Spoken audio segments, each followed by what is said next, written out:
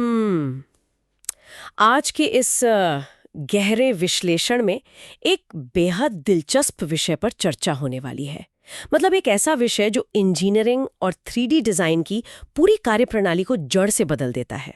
हाँ, और ये एक ऐसा बदलाव है जिसकी आज के समय में बहुत ज्यादा जरूरत भी है। बिल्कुल।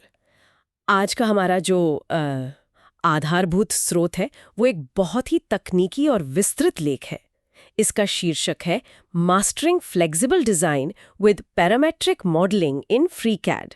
एक बहुत ही शानदार और गहरी जानकारी वाला लेख है ये। हाँ, तो आज का हमारा मुख्य मिशन यह समझना है कि आखिर ये पैरामेट्रिक मॉडलिंग काम कैसे करती है और कैसे फ्रीकैड जैसा एक ओपन सोर्स सॉफ्टवेयर किसी भी डिजाइन को अत्यधिक लचीला बना सकता है। देखिए, डिजाइन और मैन्युफैक्चरिंग की दुनिया में एक बात तो हमेशा तय होती है, और वो है बदलाव। बिल्कुल, बदलाव तो होते ही रहते हैं। चाहे कोई नया प्रोटोटाइप बन रहा हो या किसी मशीन का कोई पुर्जा, इंजीनियरिंग की जरूरतों के हिसाब से डायमेंशंस बदलते रहते हैं। पैरामेट्रिक मॉडलिंग इसी बदलाव को एक व्यवस्थित गणितीय ढांचे के जरिए संभालने की तकनीक है। चलिए इसे थोड़ा खोल कर देखते हैं। जो लोग 3D मॉडलिंग से जुड़े हैं वो जानते हैं कि पारंपरिक या डायरेक्ट मॉडलिंग एक तरह से डिजिटल मिट्टी को आकार देने। हाँ, डिजिटल मिट्टी को आकार देने जैसा ही है। बिल्कुल। अगर एक 3D प्रिंटेड गियरबॉक्स का केसिंग डिजाइन किया गया है और अचानक से पता चलता है कि मोटर का शाफ्ट 5 मिलीमीटर से बढ़कर 8 मिलीमीटर हो गया है, तो डायरेक्ट मॉडलिंग में ये एक बुरा सपना बन जाता है। एकदम सही कहा। डिजाइनर को मैन्युअली जाकर हर एक खोल, उसकी गहराई और बेयरिंग के खांचों को एक एक करके खिसकाना पड़ेगा।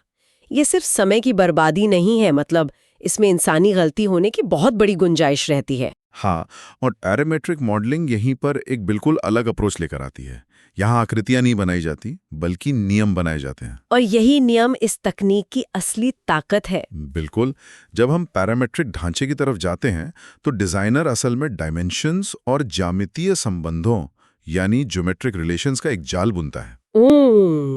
उसी गियरबॉक्स वाले उदाहरण को लें तो मोटर शाफ्ट के साइज को एक मापदंड या पैरामीटर के रूप में सेट कर दिया जाता है। हाँ, और अगर वो साइज 5 मिलीमीटर से 8 मिलीमीटर होता है तो सिर्फ उस एक वैल्यू को अपडेट करना होता है।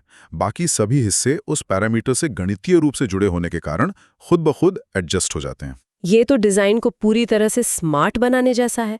इसके फायदों की बात करें तो सबसे पहला फायदा तो लचीलापन ही है। हाँ, किसी भी स्टेज पर डिजाइन को बिना शुरुआत से शुरू किए बदला जा सकता है। इसको ऐसे समझते हैं जैसे कोई रेसिपी बना रहे हो। अगर अचानक से मेहमानों की संख्या बदल जाए तो सारे मसालों और सामग्री की मात्रा अपने आप सटीक रूप से बदल जाए। बिल्कुल सटीक उदाहरण है ये, और इससे दक्षता और सटीकता भी आती है। मैनुअली चीजों को खिसकाने में अलाइनमेंट बिगड़ने का जो डर रहता है वो खत्म हो जाता है। हाँ, निरंतरता बनी रहती है। यहाँ जो सबसे रोचक बात है वो ये कि इन फायदों का असली असर तब दिखता है जब एक पूरी टीम किसी बड़े प्रोजेक्ट पर काम कर रही होती है। पैरामेट्रिक मॉडलिंग सहयोग यानी कोलैबोरेशन के लिए एक बेहतरीन ढांचा देता है। मतलब टीम वर्क आसान हो जाता है। मान लीजिए एक इंजीनियर ड्रोन का मुख्य चैसिस डिजाइन कर रहा है और दूसरा उसके रोटर आर्म्स बना रहा है। और अगर दोनों एक ही मास्टर पैरामीटर फाइल से जुड़े हैं, हाँ, तो चैसिस का साइज बदलने पर रोटर आर्म्स के होल्स अपने आप अलाइन हो जाएंगे। ये डिजाइन इटरेशन के समय को हफ्तों से घटाकर कुछ घंटों में ला देता है। अब यहाँ सवाल उठता है कि इस पूरे लॉजिक को लागू करने के लिए किस टूल का इस्तेमाल किया जाए। बाजार में बहुत से महंगे कमर्शियल सॉफ्टवेयर मौजूद है। देखिए, महंगे सॉफ्टवेयर हर किसी की पहुंच में नहीं होते। बिल्कुल, लेकिन हमारा स्रोत फ्रीकैड पर केंद्रित है। ये एक ओपन सोर्स और पूरी तरह से मुफ्त प्लेटफॉर्म है। और मुफ्त होने का मतलब ये बिल्कुल नहीं है कि इसमें कोई कमी है। ये पेशेवरों और शौकिया दोनों तरह के लोगों के लिए बहुत ही वर्सेटाइल टूल है। हाँ, इसका जो काम करने का तरीका है जिसे वर्क फ्लो कहते हैं वो काफी सुव्यवस्थित है। स्रोत में इसे बहुत अच्छे से समझाया गया है। फ्रीकैड का आर्किटेक्चर वर्क बेंचेस पर आधारित है। पूरा इंटरफेस एक साथ सैकड़ों टूल्स दिखाकर कंफ्यूज नहीं करता। मतलब जिस तरह के काम की जरूरत होती है वही टूल सामने आते हैं। सही कहा। पैरामेट्रिक डिजाइन की शुरुआत आमतौर पर स्केचर वर्कबेंच से होती है। यहाँ सबसे पहले एक 2D प्रोफाइल या स्केच बनाया जाता है। लेकिन ये सिर्फ कुछ लाइनें खींचने तक सीमित नहीं है। यहीं पर कंस्ट्रेंट्स यानी प्रतिबंध लागू किए जाते हैं। हाँ, ये कंस्ट्रेंट्स ही पैरामेट्रिक मॉडलिंग का दिमाग है। जैसे किसी लाइन को हॉरिजॉन्टल लॉक करना या दो सर्कल्स को कॉन्सेंट्रिक बनाना। और जब तक स्केच पूरी तरह से कंस्ट्रेंड नहीं हो जाता, मतलब उसका हर कोना फिक्स नहीं हो जाता, तब तक आगे बढ़ना सही नहीं माना जाता। बिल्कुल। जब वो 2D स्केच पूरी तरह से फिक्स होकर हरा हो जाता है, तब उसे 3D में बदलने के लिए पार्ट डिजाइन वर्कबेंच का उपयोग किया जाता है। जहां एक्सट्रूड या रिवॉल्व जैसे ऑपरेशंस के जरिए उसे एक ठोस 3D मॉडल में बदलते हैं। और फिर भविष्य में बदलाव के लिए मुख्य आयामों को पैरामीटर्स असाइन किए जाते हैं। अंत में असेंबली वर्कबेंच के जरिए अलग-अलग हिस्सों को जोड़कर एक जटिल मॉडल तैयार होता है। यह चरणबद्ध तरीका सुनने में काफी सुव्यवस्थित लगता है। कोई भी नया व्यक्ति इसका पालन करके जटिल डिजाइन बना सकता है। हाँ, सीखने वालों के लिए ये एक बहुत ही स्पष्ट और सीधा रास्ता है। अब यहाँ आकर बात सच में बेहद दिलचस्प हो जाती है। जब हम एडवांस टेक्निक्स की बात करते हैं तो स्रोत में एक्सप्रेशंस यानी समीकरणों का जिक्र किया गया है। एक्सप्रेशंस का इस्तेमाल डिजाइन में इंटेंट को फीड करने का सबसे बेहतरीन तरीका है। हाँ, ये सिर्फ एक वैल्यू डालने के बारे में नहीं है, बल्कि डिजाइन के अंदर फॉर्मूला लिखने के बारे में है। स्रोत में दिए गए होल डायमीटर का उदाहरण लें। मान लीजिए एक फ्लैंज डिजाइन किया जा रहा है जिसमें बोल्ट लगाने के लिए होल्स हैं। अगर होल के डायमीटर को 10 मिलीमीटर फिक्स कर दिया जाए और कल को फ्लैंज की चौड़ाई दुगनी करनी पड़ी तो वो 10 मिलीमीटर के होल्स बहुत छोटे पड़ जाएंगे। बिल्कुल, और वो हिस्सा कमजोर हो जाएगा। तो इसके बजाय एक्सप्रेशंस का इस्तेमाल करके हम ये लिख सकते हैं कि छेद का व्यास हमेशा फ्लैंज की चौड़ाई का 10% रहेगा। मतलब एक गणितीय फॉर्मूला लगा दिया, इसके बाद चाहे फ्लैंज कितना भी बड़ा या छोटा हो, होल्स खुद ब खुद अनुपात में एडजस्ट हो जाएंगे। डिजाइनर को याद रखने की जरूरत ही नहीं पड़ेगी। ये सिर्फ डायमेंशंस तक सीमित नहीं है।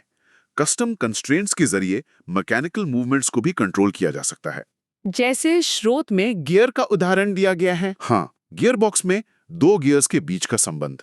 एक नियम ये तय कर सकता है कि अगर पहला गियर एक बार घूमता है तो दूसरा गियर आधी बारी घूमे। चाहे उनका आकार कुछ भी हो जाए, उनका रोटेशनल अनुपात हमेशा लॉक्ड रहेगा। ये तो सिमुलेशन के लिए कमाल की चीज है। बिल्कुल, लेकिन यहाँ एक उलझन आ सकती है। जब मशीन में 500 से ज्यादा पैरामीटर्स हों तो उन्हें मैनेज कैसे किया जाए? हाँ, हर एक पार्ट के स्केच में जाकर बदलाव करना तो फिर से मैनुअल काम हो जाएगा। इसी समस्या को सुलझाने के लिए FreeCAD में स्प्रेडशीट वर्कबेंच दिया गया है। आमतौर पर स्प्रेडशीट का नाम सुनते ही एक्सेल की याद आती है, लेकिन यहाँ इसे सीधे 3D ज्योमेट्री के साथ जोड़ दिया गया है। ये एक मास्टर कंट्रोल रूम की तरह काम करता है। डिजाइनर एक स्प्रेडशीट बनाता है जिसमें सभी डायमेंशंस की लिस्ट होती है और हर एक सेल को एक उपनाम या एलियास दे दिया जाता है, जिसे किसी भी पार्ट के स्केच में जाकर एक्सप्रेशन के तौर पर कॉल किया जा सकता है।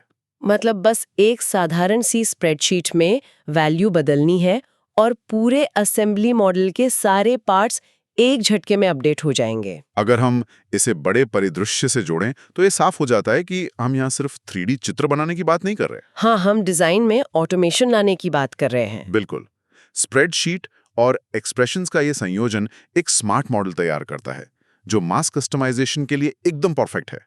ये सब सुनने में बहुत क्रांतिकारी लगता है, लेकिन कोई भी तकनीक पूरी तरह से दोष रहित तो नहीं होती। स्रोत सामग्री में कुछ चुनौतियों का भी जिक्र है। हाँ, सबसे बड़ी चुनौती जिसका जिक्र किया गया है वो है ओवर कंस्ट्रेन्ड मॉडल्स। मतलब अत्यधिक नियमों का टकराव। हाँ, ये तब होता है जब बहुत सारे विरोधी नियम लगा दिए जाते हैं और मॉडल अपना लचीलापन खो देता है। इसे एक त्रिकोण के उदाहरण से समझ सकते हैं। अगर तीनों भुजाओं की लंबाई फिक्स कर दी गई है तो अंदर के कोण तो खुद तय हो जाएंगे। बिल्कुल। अब अगर जबरदस्ती किसी कोण को लॉक करने की कोशिश की जाए तो सॉफ्टवेयर कंफ्यूज हो जाएगा और एरर दिखाएगा। इसीलिए गैर जरूरी नियमों को हटाना बहुत आवश्यक है। एक और चुनौती परफॉर्मेंस को लेकर है। बड़े मॉडल्स के कारण सॉफ्टवेयर धीमा हो सकता है। हाँ, जब हर बार एक वैल्यू बदलने पर सॉफ्टवेयर को पूरा गणित दोबारा हल करना पड़ता है तो समय लगता है। इसीलिए ज्यामिति को सरल रखना जरूरी है। शुरुआती लोगों के लिए जो लर्निंग कर्व होता है उसे ट्यूटोरियल्स की मदद से दूर किया जा सकता है। और बेस्ट प्रैक्टिसेस अपनाना बहुत जरूरी है, जैसे पैरामीटर्स के स्पष्ट नाम रखना। अगर लेंथ ए जैसा नाम रखा तो बाद में खुद समझ नहीं आएगा। स्पष्ट नाम भविष्य के भ्रम को रोकता है और लगातार टेस्टिंग करते रहना भी सफलता का एक बड़ा नियम है। हाँ, थोड़ा सा डिजाइन बनाया फिर पैरामीटर बदल कर देखा कि सब सही अपडेट हो रहा है या नहीं। तो इस सब का मतलब क्या है? अगर हम पूरे स्रोत का निचोड़ निकालें तो FreeCAD और पैरामीट्रिक मॉडलिंग सिर्फ टूल्स नहीं है। बिल्कुल नहीं, ये सोचने के तरीके में एक बड़ा बदलाव है। हाँ, ये किसी भी व्यक्ति को अपने रचनात्मक विचारों को सटीकता और बिना किसी डर के हकीकत में बदलने की शक्ति देते हैं। इस पूरी कार्यप्रणाली को देखते हुए एक बहुत ही गहरा सवाल सामने आता है। कैसा सवाल? क्योंकि इस मॉडलिंग में स्प्रेडशीट, गणितीय फॉर्मूले और संबंध बनाने पर इतना जोर दिया जाता है, तो क्या भविष्य में एक अच्छे 3D डिजाइनर को आकृतियां उकेरने से ज्यादा कोडिंग और लॉजिक बनाने में माहिर होना पड़ेगा?